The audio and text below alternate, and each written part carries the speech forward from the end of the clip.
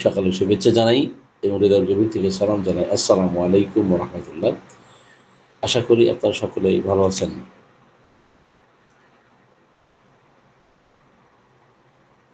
তো আজকের আলোচ্য topic chronic case management according to the organon of medicine। তো আমরা আজকে ষষ্ঠ পর্বে আজকে এই টপিকের উপরে আলোচনা করতে চাই। আসলে ক্রনিক কেস ম্যানেজমেন্ট করা বেশ কঠিন কিন্তু। তো এই বিষয়ে ক্রনিক ডিজিজ সম্বন্ধে আমাদের স্পষ্ট ধারণা থাকতে হবে। মোত্তাসিম হ্যানিম্যান ক্রনিক ডিজিজের যে ২ টা খণ্ড লিখেছেন, তো এই বিষয়ে আমরা যে একটু ক্রনিক ডিজিজ থেকেই একেবারে A to Z আজকে আমরা প্রথম পেজ থেকে অন্তত ১০ পেজ পর্যন্ত এটার ব্যাখ্যা বিশ্লেষণ করার চেষ্টা করব। এরপরে আমরা পরে আরো ১০ পেজ অর্থাৎ সপ্তম পর্বে আরো ১০ পেজ এটার আদ্যপান্ত আলোচনা করার চেষ্টা করব। তো অ্যাকিউট ডিজিজ, ক্রনিক ডিজিজ সম্বন্ধে আমরা প্রথম পর্বেই আলোকপাত করেছি। তো যারা নতুন আসছেন তাদের জন্য আরেকটু টিপস দিলে ভালো হয়। অ্যাকিউট ডিজিজের ক্ষেত্রে আমরা এটা জানি যে খুব কম সময়ে আক্রমণ করে রোগীকে এবং দ্রুতই সেটা ভালো হয়, কিন্তু ক্রনিক ডিজিজের ক্ষেত্রে কিন্তু এটা হয় না। ক্রনিক ডিজিজের ক্ষেত্রে হতে পারে বংশানুক্রমিক কোনো ডিজিজ, ভেনারেল ডিজিজ হতে পারে, নন ভেনারেল ডিজিজ হতে পারে। তো মোত্তাসিম হ্যানিম্যান ক্রনিক ডিজিজের পেশেন্টদেরকে চিকিৎসা দিতে গিয়ে বারবার যখন ব্যর্থ হচ্ছিলেন, একই রোগ বারবার ফিরে আসতেছিল, ইমপ্রুভমেন্ট হলেও যখন রিকারেন্ট করতেছিল ডিজিজগুলো, তখন তিনি সিদ্ধান্ত নিয়েছিলেন আসলে এর পিছনে কোনো কারণ আছে, যেই কারণের ফলে এই ক্রনিক ডিজিজ ভালো করা যাচ্ছে না, যার ফলশ্রুতিতেই কিন্তু ক্রনিক ডিজিজ এর বিষয়ে উনি গবেষণা করেছেন। প্রায় ১২ বছর ধরে গবেষণা করে এই লেখাগুলো আমাদের উপহার দিয়েছেন। এই গবেষণার ফল আমরা পেয়েছি ক্রনিক ডিজিজের যে বই আছে।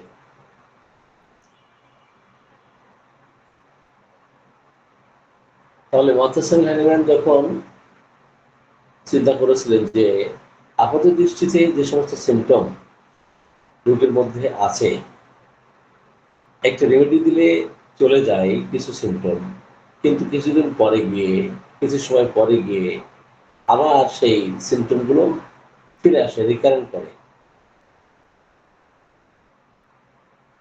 সিমটমের যে ক্যারেক্টার আছে এগুলো চেঞ্জ হয়ে যায়, রেমেডি আগের মতো আর কাজ করে না। আমরা যারা প্র্যাকটিস করি দীর্ঘদিন ধরে তারা কিন্তু দেখি, অবজারভেশনে দেখি যে একটা ওষুধ দিয়েছি, সেটা ব্রায়োনিয়া, রাস্টক্স, অ্যাকোনাইট, বেলেডোনা, যে কোনো সংগ্রহ ক্রিয়াশীল যে রেমেডি আছে, এই রেমেডিগুলো দিলে দেখা গেল আগের মতো কাজ করতেছে না। তার মানে কি, এখন ডাক্তারদের অবজারভেশন হতে পারে অনেকেরই, এক একজনের ক্ষেত্রে এক এক রকম অবজারভেশন থাকে। অনেকের অবজারভেশন থাকে যে এখন তো মানুষ বিভিন্ন ধরনের ভেজাল খাবার খায়। এখন কি করে, মানুষ তো ভেজাল খাবার খায়, এই জন্য ওষুধে কম কাজ করতেছে। যে সমস্ত ডক্টর স্থূল বুদ্ধিসম্পন্ন মাথা মোটা ডাক্তার, এরা স্থূল মাত্রায় ওষুধ ব্যবহার করে,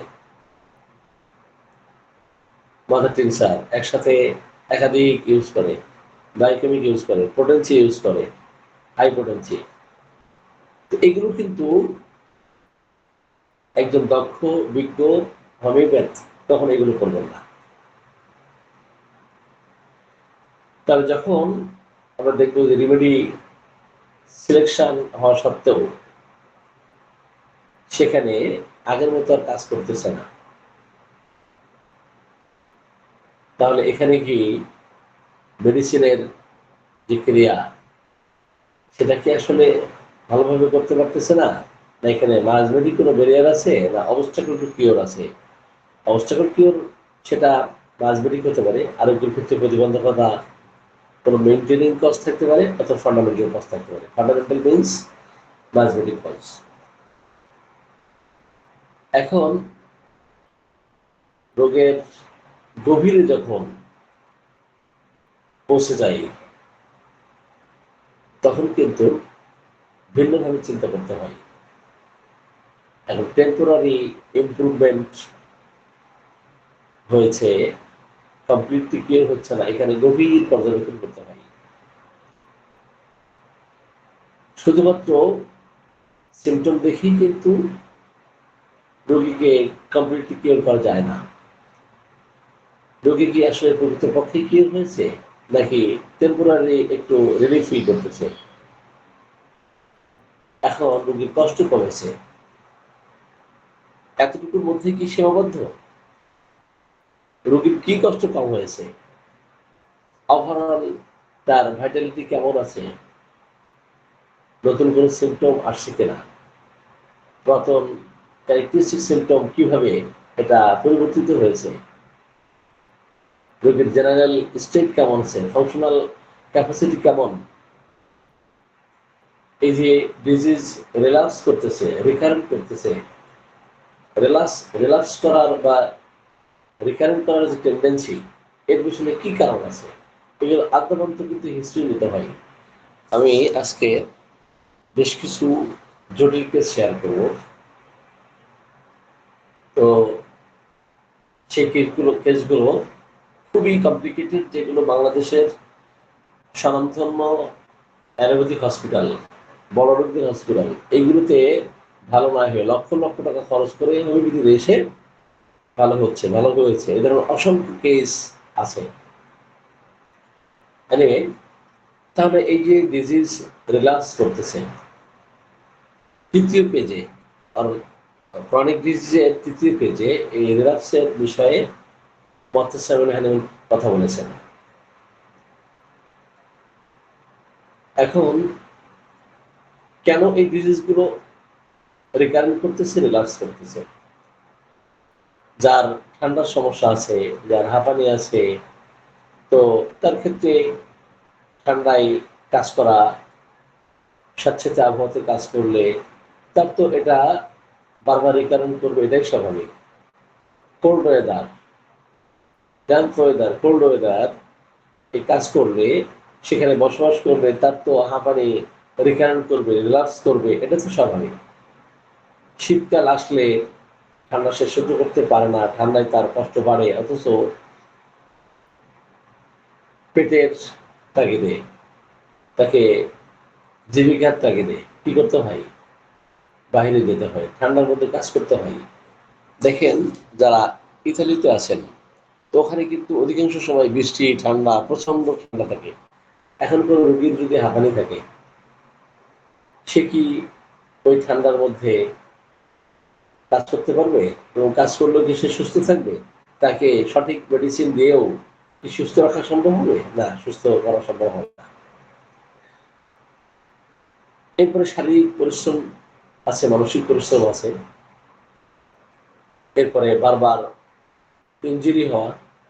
যেমন আমরা আরো কিছু এক্সাম্পল দিতে পারি, যে সমস্ত মহিলাদের ক্ষেত্রে ডিপ ইঞ্জুরি হয়, একাধিক সন্তান প্রসব করে, তো ৫ জন ৭ জন সন্তান হয়ে গেছে, এখন সন্তান নিতে চায় না, তো যে কোনো কারণবশত কনসেপ্ট করছে, এখন এটাকে সে যখন নষ্ট করার চেষ্টা করবে, ডিএনসি করবে, যখন সে কি করবে, ডিএনসি করবে, তখন এখানে ডিপ ইঞ্জুরি হবে না?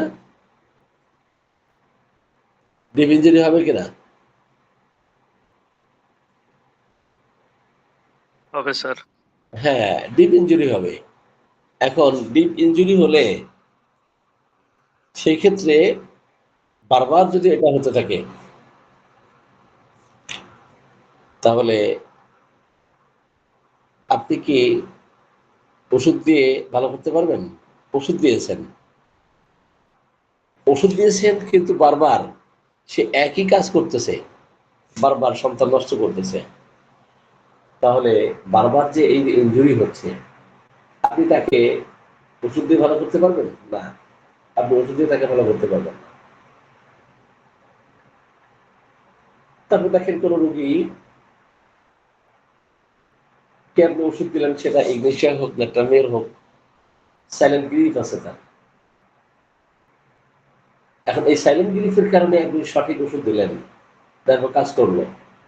এখন আবারও তার ক্ষেত্রে পারিবারিক চাপ, সামাজিক চাপ, তো বিভিন্ন চাপ তাকে সহ্য করতে হচ্ছে। সে রিল্যাক্সে থাকতে পারতেছে না।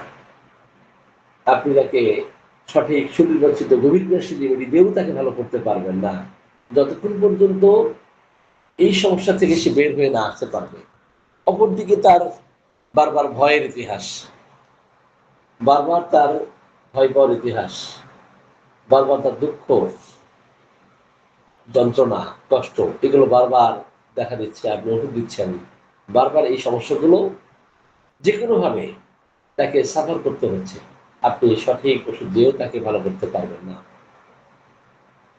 তাহলে মেইনটেইনিং যে ফ্যাক্টরস আছে, এক্সাইটিং যে ফ্যাক্টরস আছে, যতক্ষণ পর্যন্ত এটা রিমুভ করা না যাবে, ততক্ষণ পর্যন্ত আমরা ওই রোগীকে কমপ্লিটলি কিউর করতে পারবো না।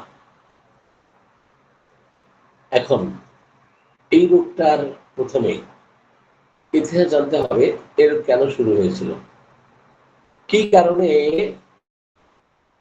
এখনো এই ডিজিজটা যাচ্ছে না। আপনি সঠিক ওষুধ দিচ্ছেন কিন্তু এটা যাচ্ছে না। আমি দুইটা এক্সাম্পল দিব। আমার একজন পেশেন্ট, গনোরিয়ার পেশেন্ট। তো গনোরিয়ার পেশেন্ট দীর্ঘ বছর ধরে এটা গনোরিয়া চাপা দেওয়া আছে। এই গনোরিয়া চাপা পড়ার ফলে বিভিন্ন ধরনের জটিলতা দেখা দিয়েছিল। তো আমরা ক্রোনোলজি যদি না জানি, তাহলে চিকিৎসা করতে পারবো না। তাকে অনেক হোমিওপ্যাথ ওষুধ দিয়েছেন কিন্তু কাজ হয় নাই। কেন কাজ হয় নাই? ওনারা শুধু গনোরিয়ার কথাই চিন্তা করেছেন। পরবর্তী যে ডিজিজগুলো ক্রনোলজিক্যালি এটা চিন্তা করতে হবে, গভীর অবজারভেশন করতে হবে, ওনারা এটা করেন নাই। সেটা কি একটু রিসার্চটা বলি।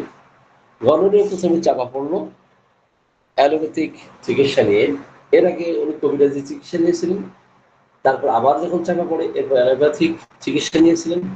তারপরে দেখা দিয়েছে তার পাইলসের সমস্যা। তো পাইলসের সমস্যা এটা যখন দেখা দিল, আমার অ্যালোপ্যাথি চিকিৎসা করালো, পাইলস সাময়িকভাবে সেটা চলে গেল, রিমুভ হলো। পরবর্তীতে দেখা দিল তার গলগণ্ডর সমস্যা। তো গলগণ্ড দেখা দিল এবং ডিমের মতো ফুলে থাকে। থাইরয়েড গ্ল্যান্ড তার বেড়ে গেছে, এটা হাইপার।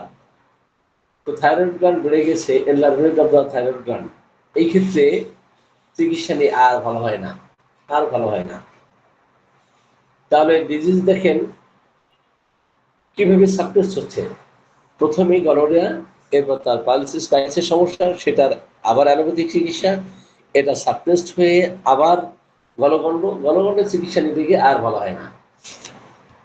এখন সর্বশেষ তার জ্বর।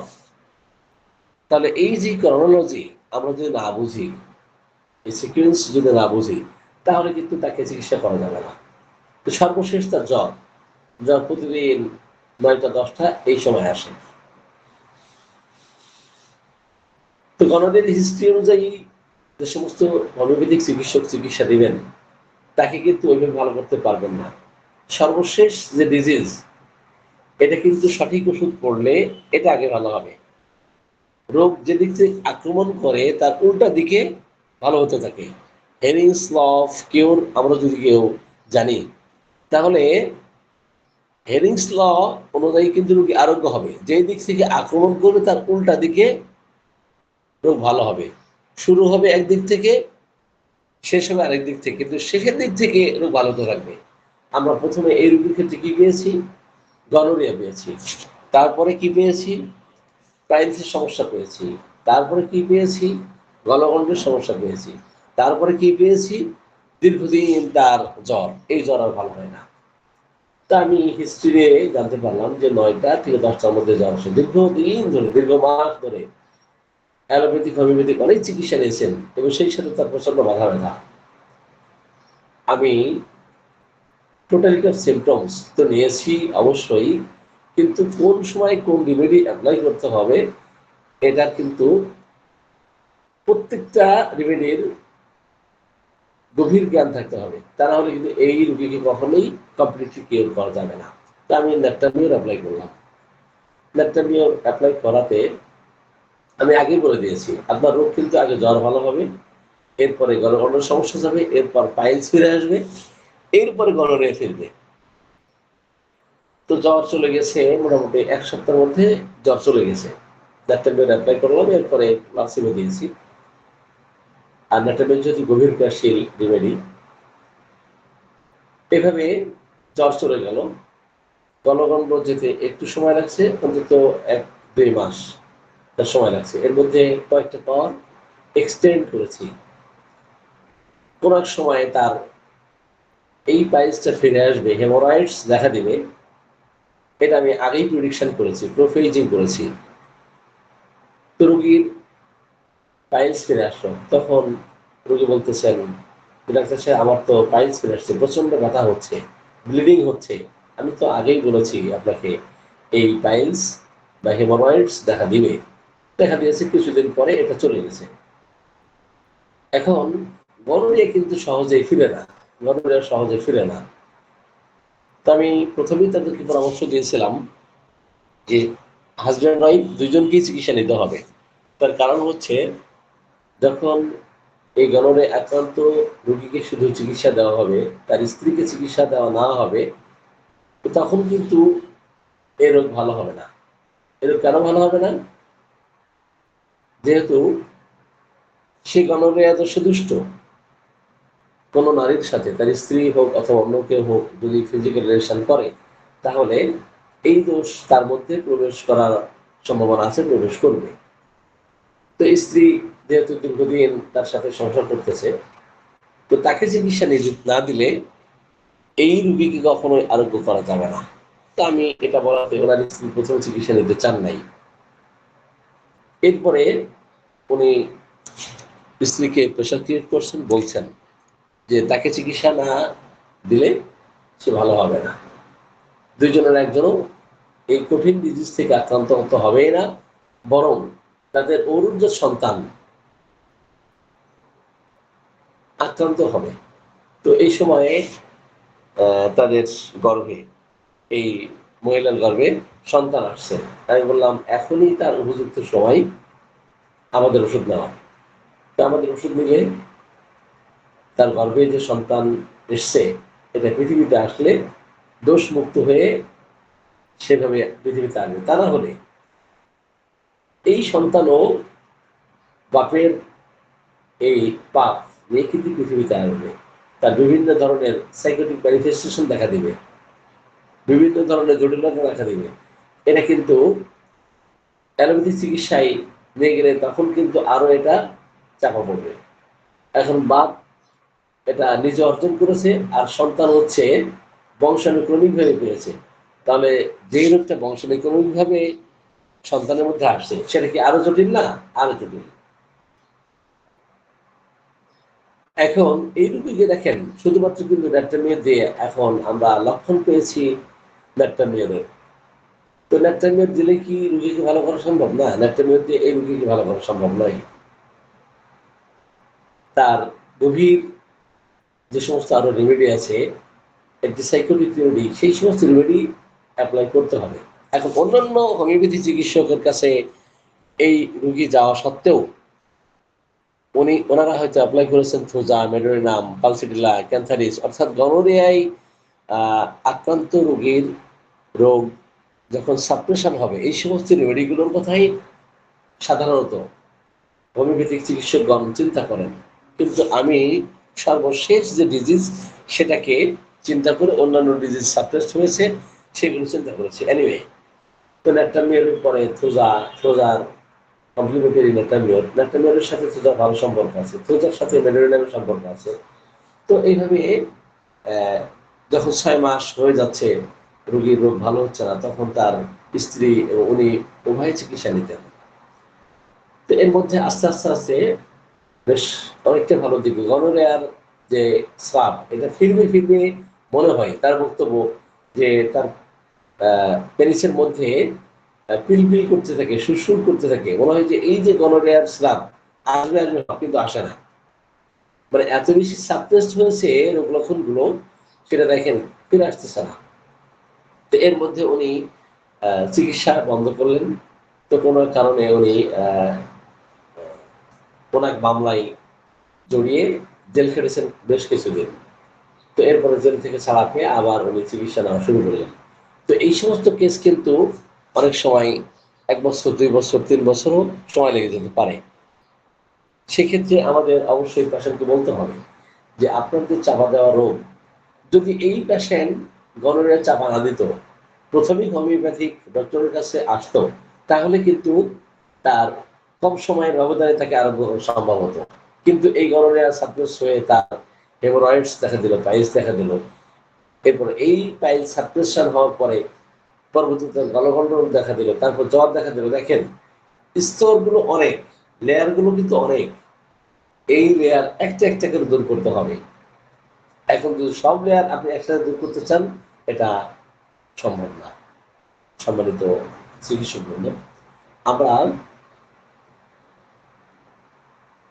ক্রনিক ডিজিজ সম্বন্ধে আলোচনা করতে গিয়ে একটা কেস শেয়ার করছিলাম। তো এই রোগী 1 বছর 1.5 বছর এই চিকিৎসা নিয়ে এখন আবার 6 মাস মতো গ্যাপ দিয়েছেন। এর মধ্যে 6 মাসের মধ্যে আমার কথা হয় নাই। তো আমিও আর খোঁজ নেওয়ার চেষ্টা করি নাই। তো রোগীদের যেমন ধৈর্য ধারণ করতে হয়, অপরদিকে ধৈর্যের সাথে একজন চিকিৎসক তার দক্ষতা, তার যোগ্যতা, বিজ্ঞতা দিয়ে এইভাবে চিকিৎসা করবেন। প্রত্যেকবার তাকে সুনির্বাচিত রেমেডি এপ্লাই করতে হয়, তারপরেই কিনা তাদেরকে আরোগ্য দেওয়া সম্ভব। আরেকটা কেস আমি একটু শেয়ার করি। গতকাল আমার চেম্বারে আমাদের আরেকজন বিএসএস ডক্টর আবরার আহমেদ এবং সাইমুম ভাই, দুইজন ডক্টর পাশে ছিলেন। তো প্যানক্রিয়াসের সমস্যা, pancreatitis, inflammation of the pancreas, pancreas যদি ইনফ্লামেশন হয়, এবং রিপোর্ট আছে, রিপোর্টে যেটা কমেন্টস করছে সেটা হলো অ্যাকিউট প্যানক্রিয়াটাইটিস। তো এই প্যানক্রিয়াটাইটিসের পেশেন্ট আজ থেকে 4 বছর আগে আমার চিকিৎসা নিয়েছিলেন। তখন পপুলার হসপিটালে ভর্তি ছিলেন। তো আমাদের আরেকজন অ্যাসিস্ট্যান্ট ছিলেন, ডাক্তার শেহাব। তো উনি বললেন যে স্যার, পেশেন্ট খুব জটিল, তো এরা তো বড় লোক মানুষ, হোমিওপ্যাথি বিশ্বাস করতে চায় না। তো সেই ক্ষেত্রে যদি হোমিওপ্যাথিক ওষুধ দিয়ে ভালো করা সম্ভব হয়, তাদেরকে আমি বলতে পারি। তো যাই হোক, আমি আশান্বিত করেছিলাম যে হ্যাঁ, এটা হোমিওপ্যাথিতে সম্ভব। তো প্যানক্রিয়াসের সমস্যার জন্য, প্যানক্রিয়াটাইটিসের জন্য হোমিওপ্যাথি অনেকগুলো রেমেডি আছে। তো তখন আমরা লক্ষণ পেয়েছিলাম বেলেডোনার। তো ব্যথা হঠাৎ করে আসতো, হঠাৎ করে যেত, হঠাৎ করে আসে, হঠাৎ যায়, এবং তীব্র আকার ধারণ করে। যখন শুরু হয় তখন চিৎকার, কান্নাকাটি প্রচন্ড মাত্রায় বেড়ে যায়, এটা সহ্য করতে পারে না। এইভাবে পপুলার হসপিটালে প্রায় 10-15 দিন অ্যাডমিটেড ছিলেন। ভালো না হয়ে, হতাশ হয়ে, নিরাশ হয়ে, এবং ওনারা টাইম ফ্রেম বেঁধে দিয়েছেন যে 15 দিনের মধ্যে আপনি যদি অপারেশন না করেন তাহলে আপনি নিশ্চিত মারা যাবেন। তো ওনারাদেরকে ভয় দেখিয়েছেন। সর্বশেষ হোমিওপ্যাথিতে আসেন। তো আমি বললাম যে 2 থেকে 3 দিনের মধ্যেই এই কষ্টটা অনেকটাই কমে যাবে। তো আমি বেলাডোনা M2 রিপিটেড ডোজ শুরু করলাম, দেওয়া শুরু করলাম। 15 মিনিট, আধা ঘন্টা পর পর ওষুধ দেওয়াতে ব্যথা 24 থেকে 48 ঘন্টার মধ্যে অনেকটাই কম হলো। কিন্তু বেলেডোনায় কি এই রোগী কখনো ভালো করা সম্ভব? না, কখনোই বেলেডোনায় এই রোগীকে আরোগ্য করতে পারবে না। তার কারণ হলো বেলেডোনা স্বল্প কিরোসিন রেমেডি। এরপরে বেলেডোনা কয়েকটা পাওয়ার অ্যাপ্লাই করার পরও যখন বারবার বেলেডোনা সদৃশ সিমটমগুলো বারবার আসতেছিল, তখন আমি বেলেডোনার টনিক রেমেডি ক্যালকিরেকার অ্যাপ্লাই করেছিলাম। তো ক্যালকিরেকার অ্যাপ্লাই করাতে ব্যথা একটু বৃদ্ধি পেয়েছিল। যখন আমরা গভীর ক্রিয়াশীল রেমেডিগুলো পেশেন্টদের ক্ষেত্রে অ্যাপ্লাই করব, প্রথমে যেভাবে কাজ করবে ওই প্রথম রেমেডি কিন্তু পরবর্তীতে তার কাজ করবে না, অথবা গভীর ক্রিয়াশীল কোনো রেমেডি পরবর্তীতে অ্যাপ্লাই করলে আবার পূর্বের সিমটমগুলো একটু বৃদ্ধি পাবে। তো হোমিওপ্যাথিক অ্যাগ্রাভেশন হওয়া তো এটা ভালো। তো ক্রনিক ডিজিজ এর ক্ষেত্রে কোন রেমেডির কোন সম্পর্ক আছে এটা কিন্তু জানতে হয়। আর প্রত্যেকবার সুনির্বাচিত ওষুধ অ্যাপ্লাই না করলে পেশেন্টদেরকে কখনোই কমপ্লিটলি কেয়ার করা সম্ভব নয়। তো বেলেডোনার কমপ্লিমেন্টারি ক্যালকেলকার অ্যাপ্লাই করলাম।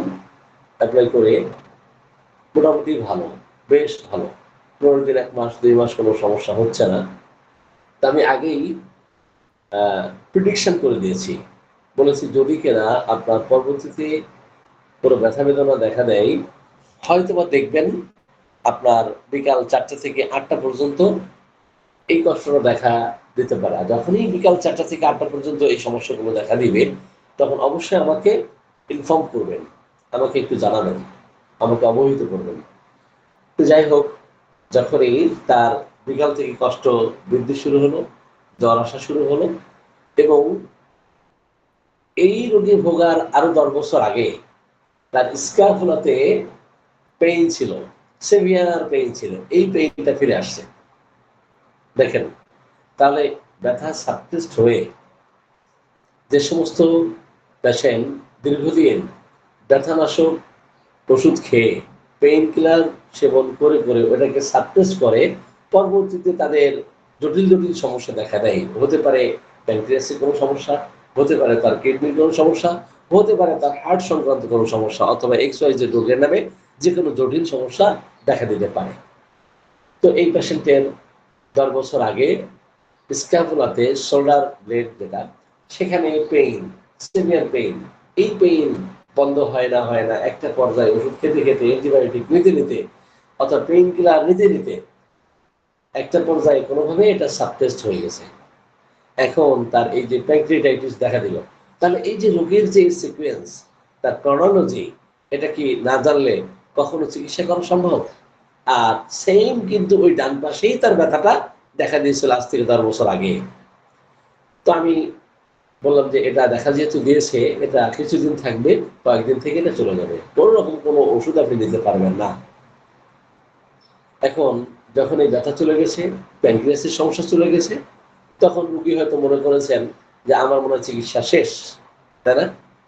তো ক্রনিক ডিজিজের চিকিৎসা কিন্তু এইভাবে একটু ভালো হলেও, কোনো মেডিসিন আমি বারবার দিচ্ছি, যে ওষুধের সিমটম আমি পাচ্ছি দিচ্ছি, তো স্বাভাবিকভাবে ভালো হলেও কিন্তু ক্রনিক ডিজিজের ধর্মটাই এমন, সে কিছু সময়ের জন্য, কিছু মাসের জন্য তাকে, হ্যাঁ, এই ওষুধগুলো দিলে একটু কমফোর্ট ফিল করবে সে, কিন্তু আরোগ্য হতে দীর্ঘদিন সময় লাগতে পারে। সেক্ষেত্রে ১ বছর, ২ বছর, ৩ বছরও সময় লেগে যেতে পারে। এখন এই সময় কিন্তু রোগী কখনোই দিতে চাইবে না, চাইবে? এই জন্য রোগীকে আগে থেকেই বলতে হয় যে আপনি যেহেতু ক্রনিক পেশেন্ট, এটার যেহেতু কোথাও চিকিৎসা পাচ্ছেন না, অতএব ধৈর্য ধারণ করেই এটা চিকিৎসা নিতে হবে। এনিওয়ে, যাই হোক, ওনারা পরবর্তীতে আর যোগাযোগ করেন নাই। আমি কয়েকবার তাদেরকে বলেছি যে আপনি যেহেতু দীর্ঘদিন ধরে এটা সাফার করতেছেন, আপনাকে অন্তত আরো ১ বছর চিকিৎসা নেওয়া উচিত। তো কয়েক মাস চিকিৎসা নিয়ে ওনারা চিকিৎসা নেন নাই। এরপরে ওনারা মনে করেছেন আমার রোগ ভালো হয়ে গেছে, এখন তার ওষুধ খাওয়ার দরকার নাই, আছে ওষুধ খাওয়ার দরকার নাই, শুধু শুধু ডাক্তারকে টাকা দাও, তাই না? এরপর দেখেন, গতকাল উনি দুপুরে কল দিয়েছিলেন, তো ওই সময় ফোন সাইলেন্ট ছিল, আমি ঘুমিয়েছিলাম। তো এরপরে আমি ব্যাক করলাম, উনি বললেন যে স্যার আমি বোরহান বলতেছি। তো কোথা থেকে? বোরহান তো নামে অনেক পেশেন্ট আমার আছে, কোন বোরহান, কোথায় বাড়ি? উনি বললেন যে আমার বাড়ি টাঙ্গাইল। তো আমি বললাম ঠিক আছে, আমি আপনাকে চিনতে পারছি। তো বললো যে আমার তো ওয়াইফ এখন পপুলারে ভর্তি আছে, কতদিন? 11 দিন। তো এই সমস্যা দেখা দিয়েছে কতদিন? বললো প্রায় 2 মাসের কাছাকাছি, বললো 45 দিনের বেশি হয়ে গেছে। এখন এই 45 দিন কি চিকিৎসা নিয়েছেন? তো প্রথমে মানুষ চেষ্টা করে স্থানীয় কোনো হসপিটালে দেখিয়ে ভালো করা যায় কিনা। তো যাই হোক, স্থানীয় যে সমস্ত হসপিটাল আছে ওখানে দেখিয়েছেন। সর্বশেষ উনি পপুলারে আসছেন, 11 দিন ভর্তি। এই 11 দিনে তার ব্যথা কমাতে পারে না, চিৎকার কান্নাকাটি ছটফট করতেছে। গতকাল আমি বললাম যে আপনি রিলিজ হয়ে আপনার পেশেন্টকে রিলিজ করান, তারপর আমার চেম্বারে নিয়ে আসেন, সরাসরি হিস্ট্রি নিলে ভালো হবে। তার বক্তব্য যে স্যার এখন তার ওঠার কোনো শক্তি নাই, সে যে বেড থেকে নামবে এটা তার শক্তি নেই, এত বেশি যন্ত্রণা, এত বেশি কষ্ট। তো আমি ফোনে কথা বললাম, ফোনে কথা বলে আমি পালসিডিলার কিছু সিমটম আমি পাইলাম। তো পালসিডিলার যখন সিমটম পাইলাম তখন আমার কাছে মনে হয়েছে যে আসলে এইটা কিভাবে দেখা দিল। আজ থেকে 45 দিন আগে যে আপনার ব্যথা শুরু হলো, তো আমি হিস্ট্রিতে জানতে পারলাম যেদিন ব্যথা শুরু হয় আগের দিন উনি বিরিয়ানি খেয়েছিলেন। আগের দিন কি করেছিলেন? ব্রানি খেয়েছিলেন। আসলে কি ব্রানির দোষ, না তার মধ্যে সাসেপ্টিবিলিটি ছিল? আসলেই কি এখানে ব্রানি খাওয়া ব্রানির দোষ, না আসলে তার মধ্যে প্রবণতা ছিল, কোনটা? প্রবণতা ছিল স্যার। তার মধ্যে সাসেপ্টিবিলিটি ছিল, যার ফলে এই ব্রানি খাওয়া মাত্রই তার কষ্ট শুরু হয়েছে। তো যাই হোক, আমি লক্ষণ নেওয়ার চেষ্টা করলাম যে আপনার ব্যথাটা কোন দিক থেকে কোন দিকে যায়। উনি বললেন যে এক জায়গায় থাকে না, কখনো ডাইনে, কখনো বামে, কখনো বুকে, কখনো তলপেটে, বিভিন্ন জায়গায় ঘোরাঘুরি করে। তো আপনার রেপার্টরিতে দেখবেন পেইন ওয়ান্ডারিং, তো pain shifting, pain wandering, pain radiating. তো এগুলোর ব্যবহার কিন্তু আবার ভিন্ন ভিন্ন আছে। তো রেডিয়েটিং কোথায় হয়, ওয়ান্ডারিং কোথায় হয়, শিফটিং কোথায় হয়, এগুলোর কিন্তু আবার আহ, ব্যাখ্যা আছে। এনিওয়ে, তো এখানে ওয়ান্ডারিং পেইন হচ্ছে, এখানে ওখানে ঘুরে বেড়াচ্ছে, এটা একটা সিমটম পাইলাম। তো যখন এই সিমটম পাইলাম তখন আমি জানতে চাইলাম আপনার পিপাসা কেমন। তো বললেন যে আমার পিপাসা নাই। তারপর ঠোঁট, মুখ, জিভ, জিহ্বা এগুলোর কি অবস্থা? তো রোগীর বক্তব্য যে আমার ঠোঁট শুকিয়ে থাকে, মুখ শুকিয়ে থাকে, গলা শুকিয়ে থাকে, অথচ আমার পানি পান করতে ইচ্ছা হয় না। এটাও কিন্তু পালসিডিলার বিশাল বৈশিষ্ট্যপূর্ণ লক্ষণ, বিরাট বৈশিষ্ট্যপূর্ণ লক্ষণ। তো ঠোঁট শুকিয়ে যাবে, মুখ শুকিয়ে যাবে, অথচ পানি পান করতে চাইবে না, এটা কিন্তু পিকুলিয়ার সিমটম। পিকুলিয়ার সিমটম না? এখন কাতরতার দিকে গেলাম। তো আপনার শরীরে এখন আহ গরম অথবা শীত কোনটা অনুভব করতেছেন? মূলত প্রচন্ড গরম লাগতেছে এবং এসির মধ্যে ছাড়া উনি থাকতে পারতেছেন না। ঠান্ডা পানি পান করলে উনি কমফোর্ট ফিল করতেছেন, ঠান্ডা পানি পান করলে কমফোর্ট ফিল করতেছেন এবং এসি রুম ছাড়া থাকতে পারতেছেন না, এবং সেই সাথে গরম কাতরতা। তাহলে অনেকগুলো লক্ষণ পাইলাম। আমরা মাইন্ড সিমটমে তখন দেওয়ার চেষ্টা করলাম যে আপনার মেজাজ কেমন। বললো স্যার আমার তো কোনো মেজাজে নাই, আমি অত্যন্ত ঠান্ডা প্রকৃতির। তো যাই হোক, সরাসরি এই পেশেন্ট দেখার সৌভাগ্য হয়েছিল আজ থেকে 4 বছর আগে। তো আমি তার কাছে তার অ্যাপিয়ারেন্স দেখে যেটা মনে করেছিলাম যে আসলে সে কনস্টিটিউশনালি পালসেটিলা। এখন কনস্টিটিউশনালি কনস্টিটিউশনাল রেমেডি কখন অ্যাপ্লাই করতে হবে, কখন সাপ্রেসড হয়েছে কোন ডিজিজ, সেই সাপ্রেসড করার ফলাফল কি ছিল, তখন এগুলো অ্যাপ্লাই করতে হবে। তো এখন ওনাকে আমরা দেখলাম যে ওই কনস্টিটিউশনালি পালসিডিলা। যখন ক্রনিক ডিজিজের কোনো পেশেন্ট আমরা দেখি তখন কিন্তু একটা রেমেডিতে ভালো হয় না, সিরিজ রেমেডির প্রয়োজন হয়। কি হয়? সিরিজ রেমেডির প্রয়োজন হয়। কখনো 2টা লাগতে পারে, 3টা লাগতে পারে, 5টা লাগতে পারে, কিন্তু অ্যাট এ টাইমে একই সময়ে 2টা 5টা মেডিসিন একসাথে মিশ্রণ করে দেওয়ার, কম্বিনেশন করে দেওয়ার কোনো সুযোগ নাই। প্রত্যেকবার সিঙ্গেল রেমেডি দিতে হবে এবং লক্ষণ পরিবর্তন হলে রেমেডিও পরিবর্তন হবে। এনিওয়ে, তো গতকাল দেখলাম যে পালসিডেলার 37 লক্ষণাবলী তার মধ্যে প্রকাশ পেয়েছে। তখন পালসিডেলা আমি অ্যাপ্লাই করলাম এবং আমি 10 মিনিট পর পর অ্যাপ্লাই করেছি। আমি বললাম এখনই যাবেন, 10 মিনিট পর পর অন্তত 5-7 বার সেবন করানোর পর আমাকে একটা মেসেজ দিবেন। যাই হোক, উনি আমাকে ফোন দেন নাই, আমি ওই লেডিকে ফোন দিয়েছি যে ভাই কি অবস্থা আপনার রোগীর? তো বললো যে কিছুটা কমছে। তা ঠিক আছে, সরাসরি রোগীর কাছে নেন। তো রোগীর সাথে কথা বললাম, কথা বলে এখন কান্নাকাটি কিন্তু আর নাই। তার চিৎকার, অস্থিরতা, যন্ত্রণা, একেবারে অস্থিরই পড়তেছে, এগুলো নাই। স্বাভাবিক মানুষের মতো কথা বলতেছে, ব্যথা কমে আসছে, কিন্তু কমপ্লিটলি এটা কিওর হয় নাই। তো কমপ্লিটলি কিওর হতে তো সময় লাগবে। তো আজকে আসার কথা, আমি বললাম আজকে আপনি রিলিজ হয়ে চলে আসেন। তিনি বললেন যেহেতু 11টার সময় স্যার আসেন, তো ওনাদেরকে বলে আমরা রিলিজ করিয়ে নিয়ে আসবো। তো আমি বলেছি আমার চেম্বারের আশেপাশে আপনি হয়তো বা কোথাও একটা বাসা নেবেন, অথবা হোস্টেলে থেকে 1 সপ্তাহ এখানে চিকিৎসা নিয়ে তারপরে আপনি বাড়িতে যাবেন। এনিওয়ে, তো এটা হলো ক্রনিক পেশেন্টের হিস্ট্রি।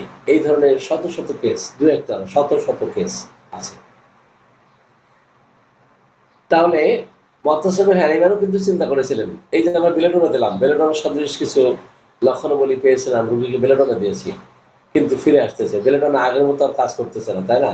তার ক্রনিক রিমেডি আমরা দিলাম, এরপরে তার আহ, পরবর্তী রিমেডি লাইকোপোডিয়াম দিলাম, কিন্তু অ্যান্টিসোরিক ওষুধ দেওয়ার সুযোগ কিন্তু পেশেন্ট আমাকে দেন নাই।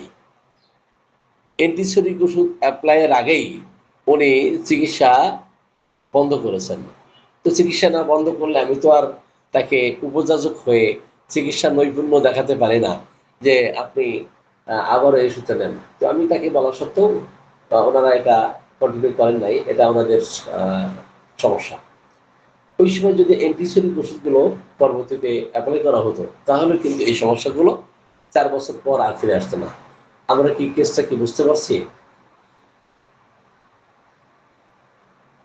স্যার আলহামদুলিল্লাহ, স্যার আলহামদুলিল্লাহ।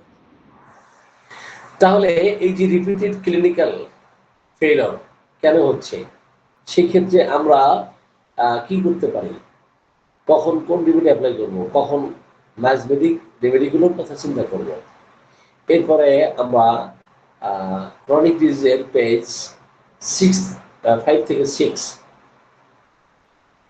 এখানে এই পেজগুলোতে আমরা যদি একটু চিন্তা করি যে অরিজিনাল ক্রনিক ডিজিজ কিভাবে এটা দেখা দিচ্ছে, এবং এবং ডিফারেন্ট যে ম্যানিফেস্টেশন, ভিন্ন ভিন্ন যে প্রকাশ সেখানে কিভাবে আসতেছে। তো এখানে ধরেন স্কিন সিমটম তা দেখা দিল, স্কিন এরাপশন দেখা দিল, এরপরে তার ডাইজেস্টিভ প্রবলেম দেখা দিল, এরপরে তার রেসপিরেটরি প্রবলেম দেখা দিল, এরপরে তার নিউরোলজিক্যাল প্রবলেম দেখা দিল, এরপর তার মেন্টাল সিমটম দেখা দিল, এরপরে তার সেক্সুয়াল সিমটম দেখা দিল, অথবা এটসেট্রা এটসেট্রা, অনেক কিছুই দেখা দিল। এখন এতগুলো যে ডিজিজ, প্রথমে কি হলো স্কিন ডিজিজ, এরপরে তার পেটের সমস্যা, এরপরে তার শ্বাসকষ্টের সমস্যা, এরপরে তার নিউরোলজিক্যাল সমস্যা, এরপরে তার মেন্টাল সমস্যা, এরপর তার সেক্সুয়াল সমস্যা। তাহলে কতগুলো? 1 2 3 4 5 6। তাহলে দেখেন এতগুলো লেয়ার, আসলে পার্টিসিপেন্ট কম থাকলে আলোচনা করে মজা পাওয়া যায় না, তাই না? সকালে ঘুম থেকে অনেকেই উঠতে পারেন না, এটা একটা সমস্যা। আরেকটা হলো রাতে রোগীর চাপ থাকার কারণে রোগীর ফোন একের পর এক অনলাইন অফলাইন এইভাবে রোগীর চাপ ও ফোন আসার কারণে রাতে ক্লাস একেবারে নিতে পারে না। এই জন্য সময়টা বেছে নিয়েছি সকালে, যে সকালে যদি আপনারা আসেন তাহলে তাহলে এই যে স্কিন ডিজিজ দেখা দিল, তার পরবর্তীতে স্কিন ডিজিজ অ্যালোপ্যাথিক চিকিৎসা নিয়ে সেটা সাপ্রেস হলো, পেটের সমস্যা দেখা দিল, এরপরে তার শ্বাস প্রশ্বাসের সমস্যা দেখা দিল, এরপরে তার নিউরোলজিক্যাল সমস্যা দেখা দিল, এরপরে তার মানসিক সমস্যা দিল, সর্বশেষ তার সেক্সুয়াল সমস্যা। এখন রোগী যদি বলে যে আমার ডাক্তার সাহেব পেটে এত সমস্যা, আমার পেটের সমস্যা আগে ভালো করে দেবেন, আমি যেন একটু খাওয়া দাওয়া করতে পারি। খাইলে আমার পেটে অস্বস্তি, যন্ত্রণা, কষ্ট দেখা দেয়। পেটের সমস্যাটা আগে ভালো করেন। পেটের সমস্যা কি আগে ভালো করা সম্ভব? পেটের সমস্যা কি আগে ভালো করা সম্ভব? না। পেটের সমস্যা আগে ভালো করা সম্ভব না। তার সেক্সুয়াল সমস্যা আগে ভালো হবে। তাই না? মেন্টালি ইমপ্রুভমেন্ট আগে দেখা দিবে এবং সেক্সুয়ালি হয়তো তার ওষুধ দেওয়ার পরে দেখা গেছে ভালো কাজ করবে। হয়তো ওষুধ খাওয়ার পরে দেখবেন যে আগে যেমন সেক্সুয়াল সমস্যা ছিল কিছুটা চেঞ্জ আসছে। তার মানসিক পরিবর্তন আনবে, তার ঘুম ভালো হবে, তার প্রস্রাব পায়খানা এগুলো ভালো হতে থাকবে। তো হাঁপানি আগে যে কষ্ট হতো হাঁপানিতে সেই জন্য কষ্ট হবে না, তো কিছুটা কমে আসবে। এইগুলো কিন্তু বারবার কিন্তু সমস্যাগুলো রিকারেন্ট করতে থাকবে। কখনো হয়তো তার মানসিক সমস্যা, কখনো তার মাঝে মাঝে সেক্সুয়াল সমস্যা, কখনো তার শ্বাসকষ্ট, কখনো তার পেটের সমস্যা। এইভাবে কিন্তু একের পর একটা আক্রমণ করতে থাকবে যতক্ষণ পর্যন্ত তার স্কিন ইরাপশনটা ফিরে না আসবে। তা এটা কিন্তু আমি আমার প্র্যাকটিক্যাল এক্সপিরিয়েন্স যদি শেয়ার করি, তো আমার নিজেরও কিন্তু হাঁপানি ছিল দীর্ঘ বছর। তো স্কিন ডিজিজ চলে আসা মানেই কিন্তু হাঁপানি থেকে একেবারে কমপ্লিটলি কিওর হয়ে যাওয়া, এটা কিন্তু না। আজ থেকে ২০ বছর আগে আমার হাতে একজিমা ছিল। তো একজিমা তখন আচ্ছা, যেহেতু আমরা এখানে স্কিন ডিজিজের কথা যেহেতু পেয়েছি, দেখেন এই যে skin disease, digestive problem, respiratory problem, তো আমার ক্ষেত্রে এতগুলো লেয়ার চাপা পড়া ছিল না, এতগুলো সমস্যা ছিল না। সেক্ষেত্রে ৩টা-৪টা, বিশেষ করে পেটে গ্যাস হওয়া, বমি হওয়া, প্রচন্ড বমি হতো আমার, প্রচন্ড। তো স্কিন ডিজিজ চাপা পড়া, বমি হওয়া, অপরদিকে শ্বাসকষ্ট, এই সমস্যাগুলোই দেখা দিত। তো আমি স্কিন ডিজিজের জন্য তখন নতুন হোমিওপ্যাথি হিসাবে আমি গ্রাফাইটিস খেয়েছিলাম। তো তখনকার এক্সপিরিয়েন্স আর এখনকার এক্সপিরিয়েন্স কখনো এক হবে না। ২০ বছর আগের অভিজ্ঞতা আর এখনকার অভিজ্ঞতা কখনোই এক হবে না। তো এই স্কিন ডিজিজের জন্য গ্রাফাইটিস নেওয়াতে তখন কিছুদিনের মধ্যে চলে গেছে এটা। তো তখনও কিন্তু ওষুধজনিত বৃদ্ধি হয়েছিল। দেখেন, আমরা একটু ভালো করে খেয়াল করি।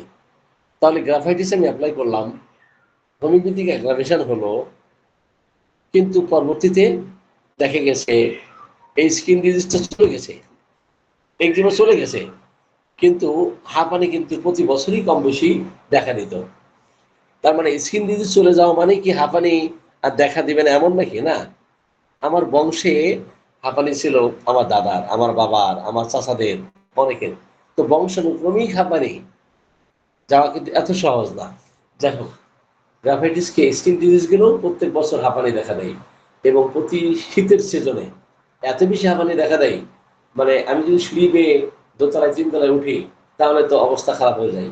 তো হাঁপানিতে আক্রান্ত যারা ভুক্তভোগী রোগী যারা, এরা ছাড়া হাঁপানিতে কত কষ্ট হয় এটা অন্য কেউ বুঝতে পারবে না। কঠিন কষ্ট হয় এবং মৃত্যু মনে হয় যে এখনই হয়ে যাবে। শ্বাস প্রশ্বাসের যখন কষ্ট হবে, আমাদের মোল্লা মামুন ভাই দীর্ঘদিন হাঁপানিতে ভুগছেন, যাই হোক, তো হোমিওপ্যাথিতে উনি ভালো হয়েছেন। এনিওয়ে, তো এরপরে প্রত্যেক সিজনে এইভাবে দেখা দেয় হাঁপানি, ঠান্ডা কাশি লেগে, ঠান্ডা মাথা সহ্য করতে পারে না। তো কোনো এক সময় আমি দেখলাম যে এত বেশি হাঁপানি যে চিত হয়ে শয়ন করলে আমার ভালো লাগে, হাত পা ছড়িয়ে ছিটিয়ে শয়ন করলে আমার হাঁপানি একটু কম হয়। আমি সরিনাম অ্যাপ্লাই করলাম, আমি প্রচন্ড মাত্রায় শীতকাতর ছিলাম। তো সরিনাম আরো অনেক লক্ষণ পেয়েছিলাম, আমি ওদিকে না যাই। তো সরিনাম খাওয়াতে কিন্তু হাঁপানি একটু কম, হাঁপানি কম, কমপ্লিটলি ভালো হয় নাই, হাঁপানি কম ভালো হয় নাই। এরপরে সরিনামের পাওয়ার আমি এক্সটেন্ড করতে থাকলাম।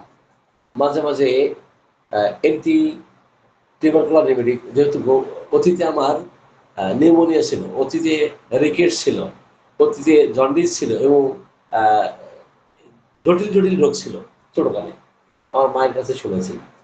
তো যাই হোক, তো এখন এই জটিল রোগগুলো, অপরদিকে বংশগত দোষ, এইগুলো দূর করতে কিন্তু সিরিজ রেমেডির প্রয়োজন হবে। পরবর্তীতে টিউবারকুলোনাম খেয়েছিলাম, কখনো সরিনাম, কখনো টিউবারকুলোনাম, কখনো লাইকোপোডিয়াম।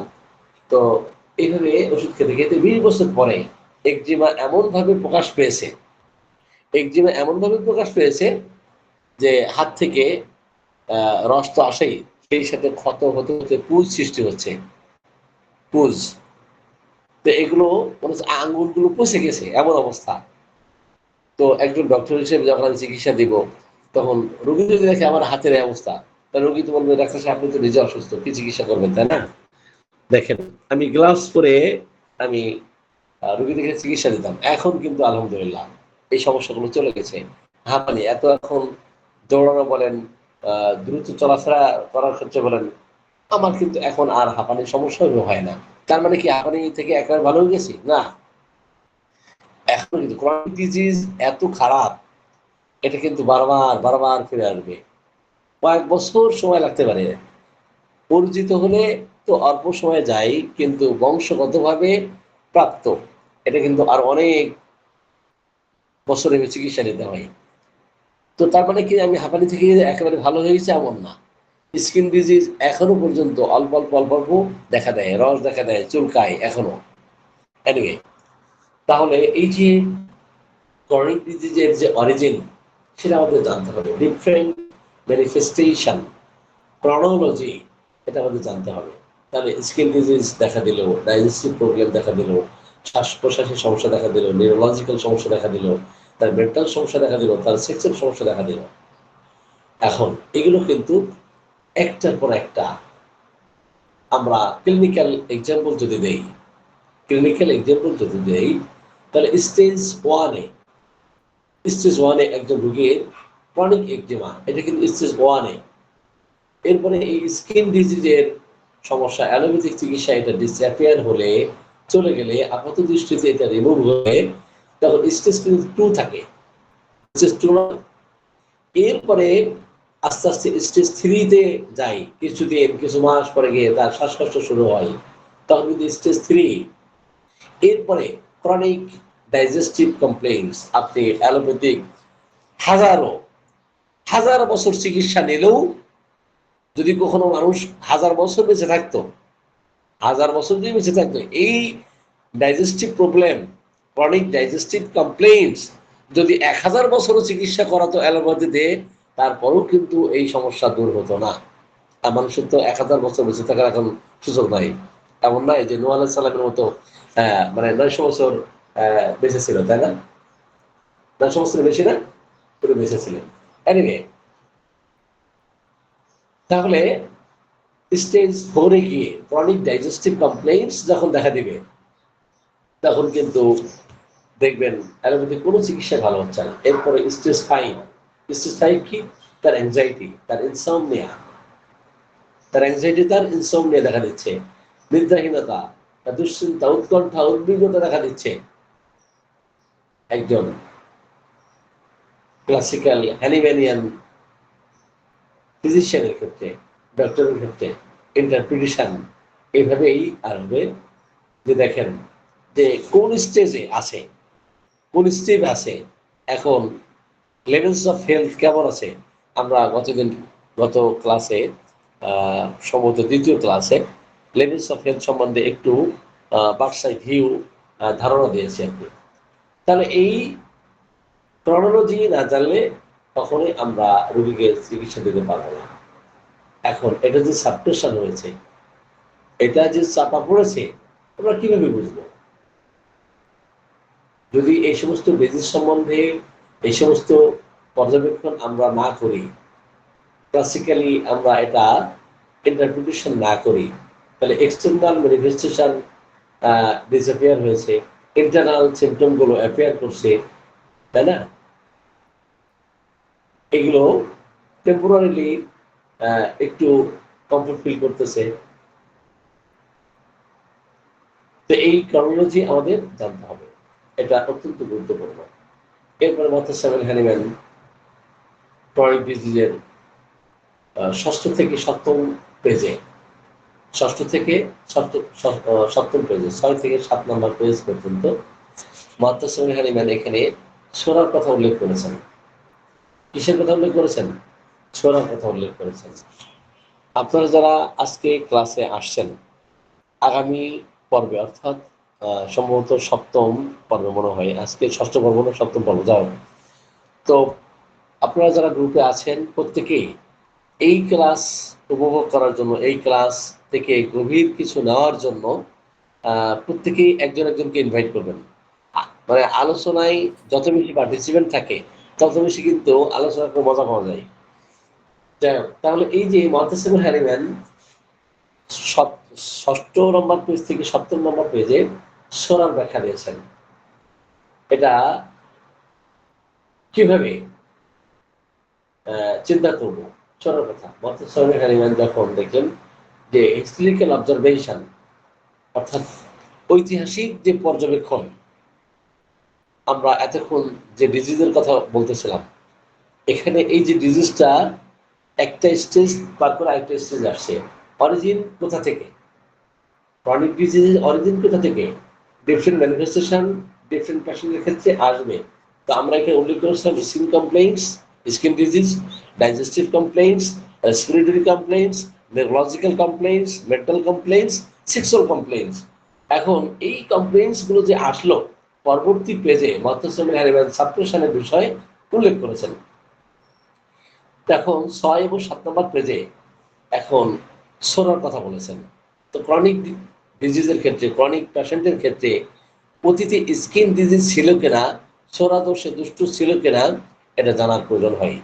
এখন স্কিন ডিজিজ মানে কি সোরা, চুলকানা মানে কি সোরা, চুলকানা আছে মানে সোরা দোষ আছে, কিন্তু এটা কি চুলকানি দেখলেই আমরা ধরে নেব যে এটাই কি সোরা।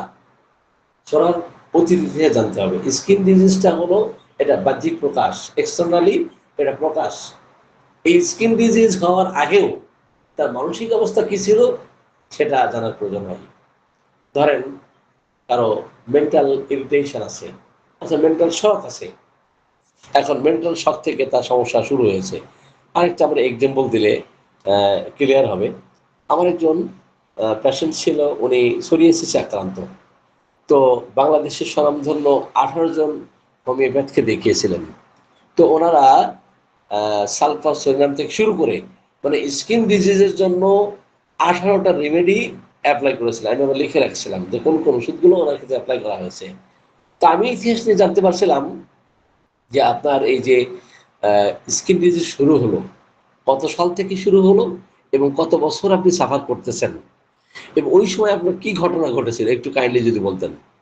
তো বললেন, স্যার আমার তো বাবা মারা গেছে আজ থেকে 12 বছর আগে, তো আমার রোগও 12 বছর।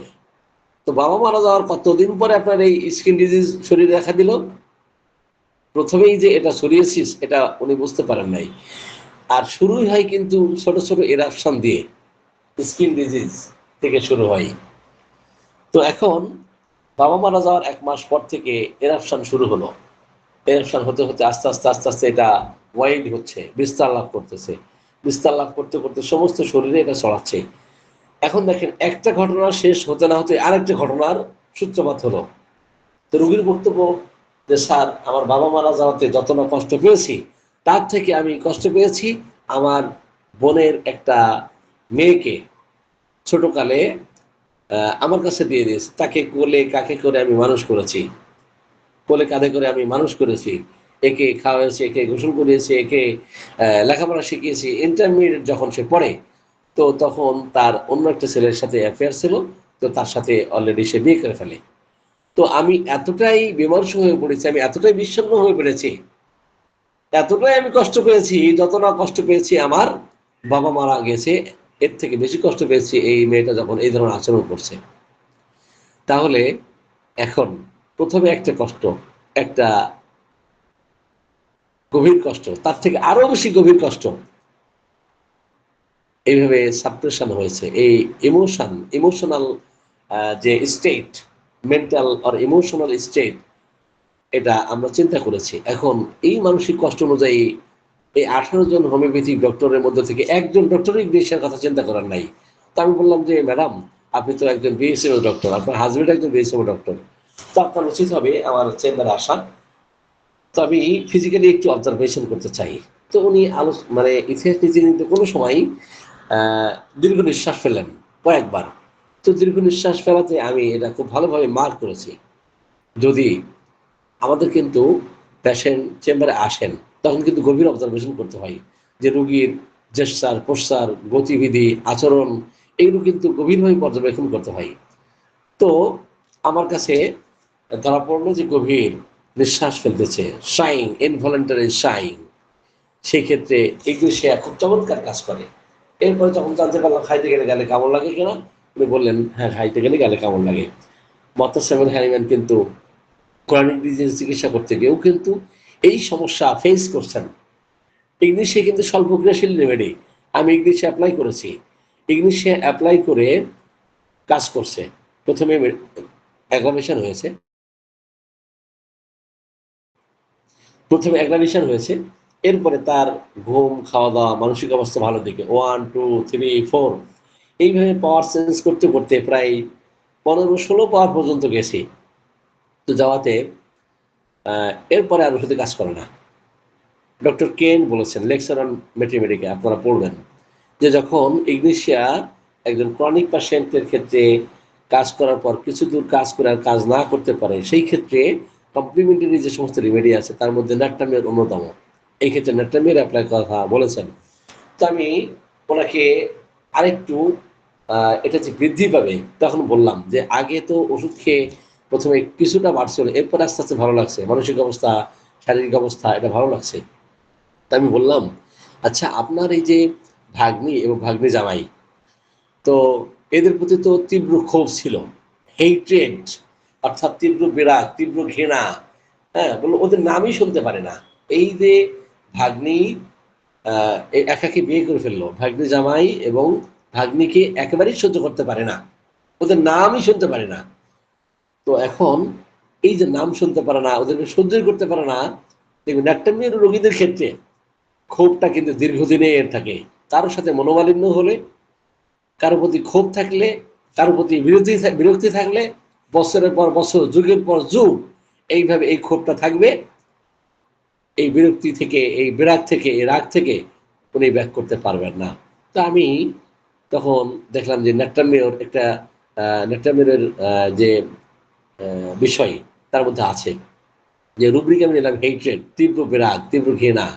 এখানে ন্যাট্রামিওর স্টেবিলিশন সহ অনেকগুলো রেমেডি আছে। তো আমি এরপর ন্যাট্রামিওর অ্যাপ্লাই করলাম ক্রনিক হিসাবে। ইগনিশিয়ার ক্রনিক ন্যাট্রামিওর, ইগনিশিয়ার কমপ্লিমেন্টারি ন্যাট্রামিওর, ইগনিশিয়ার ফলোনয়েল রেমেডি ন্যাট্রামিওর। তো ন্যাট্রামিওর অ্যাপ্লাই করাতে আগেই বলে দিয়েছি ম্যাডাম আগে যা ছিল স্কিন ডিজিজ এর 3-4 গুণ বাড়বে, সহ্য করতে পারবেন? বলে জি স্যার আমি সহ্য করতে পারবো। তো যাই হোক, তো ন্যাট্রামিওর 3-4 বার কাপিং করে দিয়েছি, তাতেও বাড়ে। এরপর 5 বার কাপিং করেছি, তো এত পরিমাণে বাড়ছে আমি 3 মাস তাকে ফাইটামের উপরে রেখেছি। 3 মাস, 3 মাস পরে গিয়ে ডক্টর আলাউদ্দিন স্যার, উনি ভালো প্র্যাকটিস করেন, এই ঘটনা আমি ওনার আগেও বলেছি। তো ওনাকে গ্রুপ কলে নিলেন, নেওয়াতে স্যারের কাছে বিস্তারিত ইতিহাস বলেছি।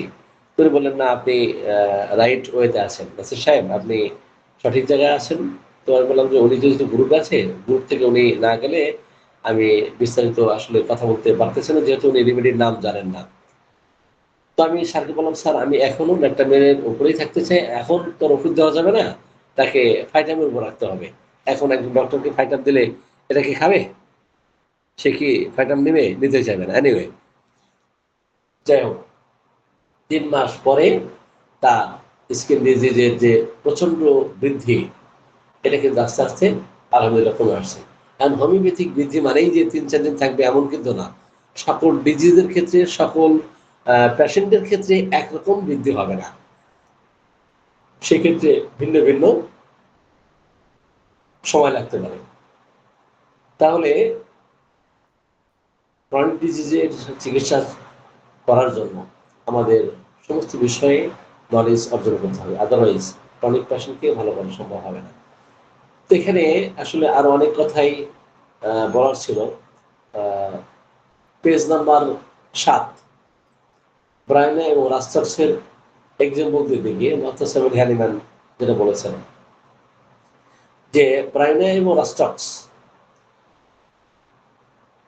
এপিডেমিক ডিজিজের ক্ষেত্রে দেখবেন যে সিমটম পিকচার কাভার করলেও লক্ষণ ভিন্ন ভিন্ন থাকলে তখন কিন্তু ভিন্ন ভিন্ন রিমেডি আসতে পারে। এখন এপিডেমিক ডিজিজ মানেই যে করোনা ভাইরাস হয়েছে আর্সেনিক কারণ না, একই রোগের ক্ষেত্রে ভিন্ন ভিন্ন প্রকাশ, তাহলে ভিন্ন ভিন্ন রেমেডির প্রয়োজন হতে পারে।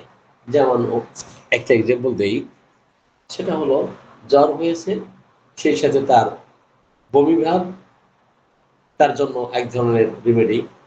জ্বর হয়েছে, পাতলা পায়খানা শুরু হয়েছে, তার জন্য আলাদা রেমেডি। জ্বর হয়েছে, কোষ্ঠকাঠিন্য দেখা দিচ্ছে, তার জন্য আলাদা আলাদা রেমেডি। জ্বর হয়েছে, মাথা যন্ত্রণা করতেছে, তার জন্য আলাদা রেমেডি। জ্বর হয়েছে, তার ক্ষুধা নাই, তার জন্য আলাদা রেমেডি, তাই না? জ্বরের সাথে আরেকটা রোগ। তো এইভাবে ভিন্ন ভিন্ন সিমটম, ভিন্ন ভিন্ন রেমেডির প্রয়োজন হয়। সম্মানিত চিকিৎসক বৃন্দ, অলরেডি 7:30 বেজে গেছে। তাহলে ক্রনিক পেশেন্টদের ক্ষেত্রে ক্রনিক কেস টেকিং এই অংশে আমরা যদি প্র্যাকটিক্যাল ভ্যালু না দেই, প্র্যাকটিক্যাল এক্সপিরিয়েন্স না থাকে এবং রোগের সাপ্রেশনের যে হিস্ট্রি সেটা যদি আমরা না বুঝি, তাহলে কখনোই রোগীকে চিকিৎসা করা যাবে না। তো আজকে যেহেতু অলরেডি 1 ঘন্টা অতিক্রম করেছি, আজকে আমরা আলোচনা দীর্ঘায়িত না করে সকলকে ধন্যবাদ জানিয়ে সকলের সুস্বাস্থ্য কামনা আজকের মতো বিদায় নিচ্ছি। আসসালামু আলাইকুম ওয়া রাহমাতুল্লাহ। সকলে ভালো থাকুন ও